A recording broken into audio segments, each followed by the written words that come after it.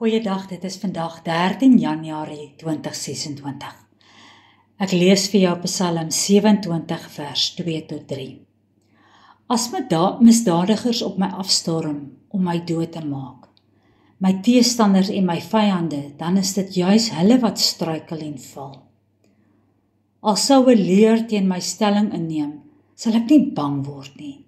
Selfs al sou die aanval op my begin, sal ek nog steeds vertrou hê.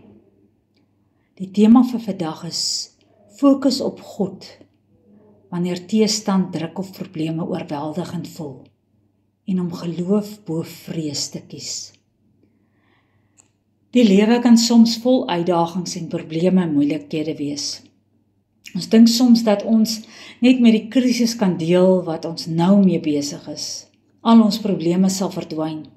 Maar die lewe werk nie so nie. As ons die een probleem oplos en uitdaging oorwin, is die volgende een dikwels weer om die draai. Die psalmdigter het die pyn en die nood van die lewe self ook geken. Paulus het valse aanklagte beleef en lank onskuldig in die tronk gesit.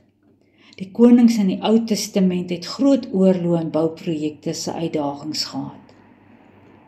Wat hierdie psalm vir ons wil leer is dat as jy maar net goed genoeg glo, jy nie meer angs en nood sal hê nie. Dit is nie so nie. Dit gaan nie oor hoe sterk en swak jou geloof is nie. Dit is nie 'n geval van hoe beter jy glo, hoe minder jou probleme sal wees nie.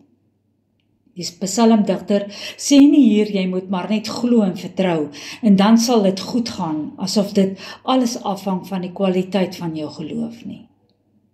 Dit gaan nie in die eerste plek oor jou goeie of slegte geloof nie. Dit gaan oor die een in wie jy glo. Dit gaan oor die een op wie jy vertrou. Daarom as die psalmdigter in die nood raak, sê hy nie vir homself, ek moet maar net beter glo en vaster vertrou nie.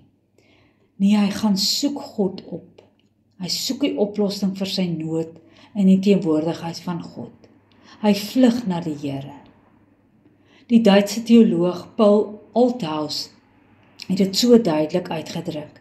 Ek weet nie of ek glo nie, maar ek weet in wie ek glo. En hy sal my nooit los nie. Mag jy dus hierdie jaar nie staat maak op jou geloof nie, maar op die een in wie jy glo en wat jou vashou. Kom ons bid saam. Here, dankie dat ek vandag weer hoor, uitdagende tye is normaal. Dis nie die straf omdat ek iets verkeerd gedoen het nie.